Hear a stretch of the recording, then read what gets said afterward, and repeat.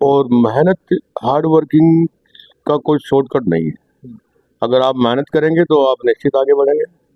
मेहनत नहीं करेंगे तो आपने देखा होगा कि बहुत से लोग रिटायर होकर निकल जाते हैं और उनकी हालत ये भी रहती है कि बाद में रिटायरमेंट के बाद भी दवा पानी के लिए भी चक्कर खाने पड़ते हैं उनको, आर्थिक हालत ठीक नहीं रहती।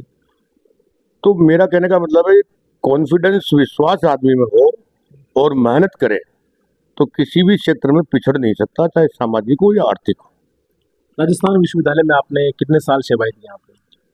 मैं 1988 से लगभग काम कर 35.5 साल से ज़्यादा मैंने यहाँ सेवाएं दी है और बहुत लंबा समय देखा है कि आज की तारीख में लोग थोड़े स्वार्थी, सेल्फ ओरिएंटेड ज़्यादा हो गए हैं। पहले लोग, हमारे साथ भी लोग थे कि हॉस्टल में भी रहते थे, पढ़ाई में भी थे, बाद में टीचिंग में भी थे, वो कलेक्टिव इंक्लूसिव थॉट के थे, इंक्लूसिव विचार के थे, समग्र विचार के, कि सबको साथ लेकर या सबकी मदद करने में आगे रहते थे। लेकिन आज ये कमी देखी जा रही है।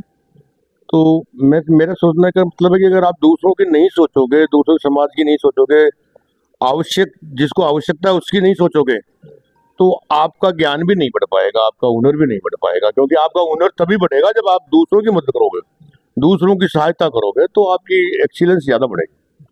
यहीं शिक्षा ग्रहण की, यहीं पीएचडी की और आज अच्छे ओहदे पर जाने के बाद रिटायरमेंट हो रहा है। कैसा लग रहा है कि इस विश्वविद्यालय से आपको जाना पड़ रहा है?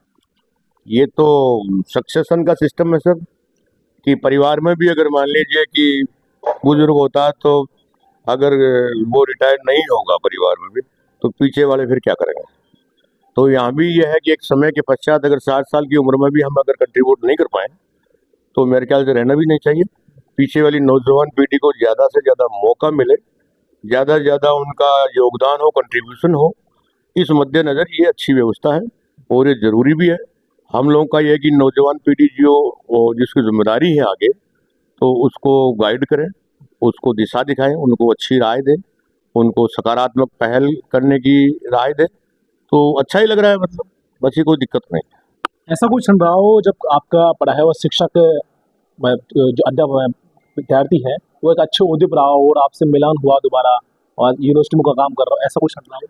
मैं समझता हूँ कि ऐसे बहुत से आईपीएस हैं, आईएएस हैं और एमपी है, एमएलए हैं।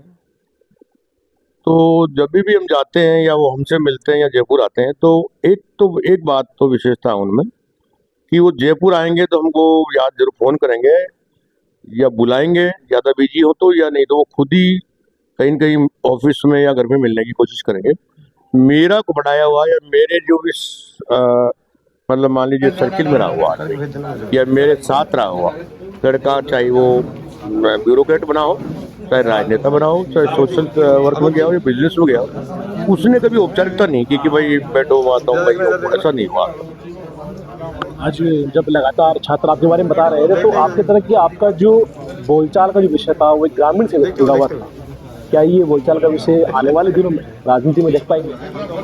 हाँ, अगर देखिए तो जनता की मर्जी है और जनता को अच्छा लगेगा तो मेहनत पूरी करेंगे।